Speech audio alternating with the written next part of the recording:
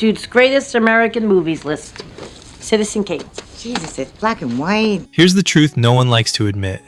The funniest scene in The Sopranos is also its most brutal indictment of its own characters. The spectacle of the mob wives confronting Citizen Kane remains one of the most quietly brilliant comedic episodes in the entire series, though it receives a fraction of the praise it deserves. It begins with a moment of unintentional self-awareness.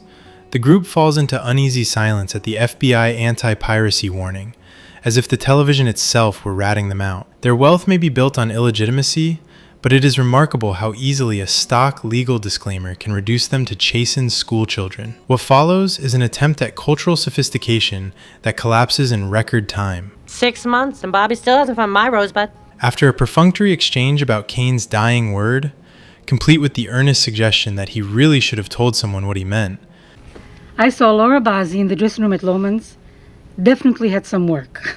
The film of the century is abandoned in favor of gossip about a woman's weight gain. It is a perfect demonstration of a theme woven throughout the series: the relentless, almost heroic commitment to phoniness. The characters aspire to refinement, but are constitutionally incapable of anything beyond parody. The sacred and the profane. There's a ton of people wearing t-shirts here. This obsession with appearing cultured reaches its peak with Little Carmine, the show's reigning champion of mangled erudition. Every utterance is a butchered attempt at gravitas. The sacred and the profane. A pint of blood costs more than a gallon of gold. A pint of blood costs more than a gallon of gold. You're at the precipice of an enormous crossroads. His words circle meaning like a moth around a flame. You're at the precipice, Tony, of an enormous crossroad.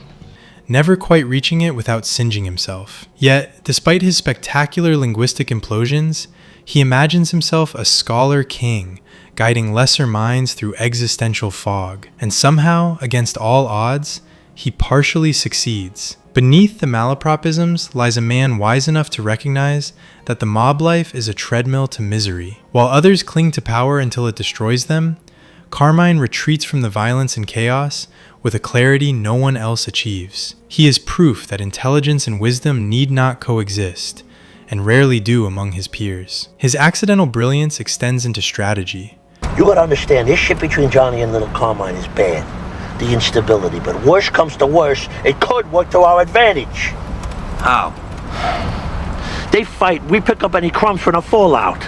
Rewatching his role in reigniting the feud between New York and New Jersey reveals less idiocy and more quiet, opportunistic maneuvering. He may not grasp the words he uses, but he certainly grasps people. The old family training did not go to waste. He simply expresses its lessons through a haze of misplaced syllables. The wives, meanwhile, channel their own aspirations through cultural posturing. Dude's greatest American movies list. Citizen Kane. Jesus, it's black and white. Oh, come on. That is what film club is all about, trying new things. Selecting Citizen Kane because it tops the American Film Institute's list is classic aspirational behavior. The kind favored by those who equate sophistication with box checking. They do not understand the film, nor do they care to. The point is not to experience culture, but to be seen engaging with it, preferably with an expensive knickknack in the frame. So what is next on that list? Number 3, The Godfather. Their collective groan upon learning that The Godfather is next on the list is the true punchline. Nothing inspires existential dread quite like the prospect of confronting their own cinematic mythology. This insecurity extends beyond movie night. I need to talk to you. Remember I told you about that trip to Paris? I won it at the silent auction at the feast. Carmela's Paris excursion, her attempts at depth, her envy of Meadow's effortless access to the world she covets, all underscore a truth the show returns to constantly. No amount of aspiration can lift them into the legitimacy they crave. They wear culture like a poorly tailored suit. It never fits, and they never stop tugging at the seams. The dynamic repeats across the men as well. Bottle of taro. Marines had no air cover. There's a slaughter. Tony's habit of glimpsing a history documentary and later parroting its contents as if you were delivering a university lecture is a recurring delight. His crew receives these revelations with reverence, which only highlights their collective intellectual malnutrition. You know, The Art of War by Sun Tzu. I mean, here's this guy. a Chinese. Occasionally, they mispronounce their way toward insight, prompting the charitable interpretation that these men have read words but never heard them spoken aloud. It is one of the show's most subtle jokes.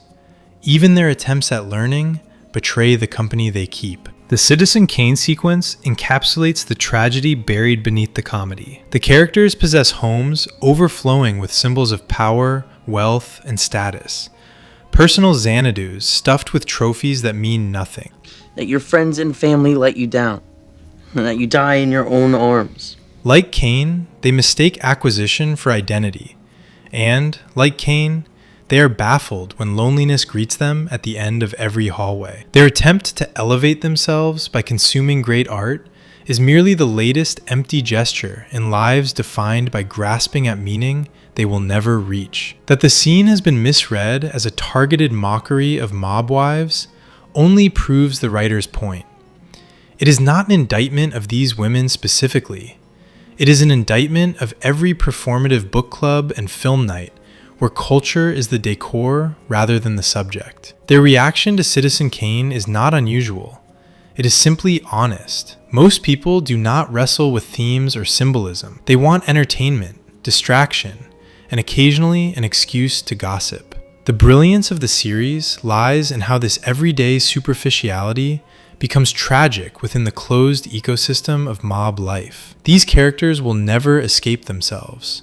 No matter how many classics they watch, how many malformed metaphors they utter, or how many desperate grasps at legitimacy they make, the humor is real, but so is the bleakness beneath it. The world's greatest film unfolds before them, and all they can do is wonder who had plastic surgery. And fittingly, the whole cultural elevation project ends the moment they discover that the next film on the AFI list is The Godfather. Nothing stops a social climbing renaissance faster than a mirror. Culture as decor, analysis as substance. Subscribe.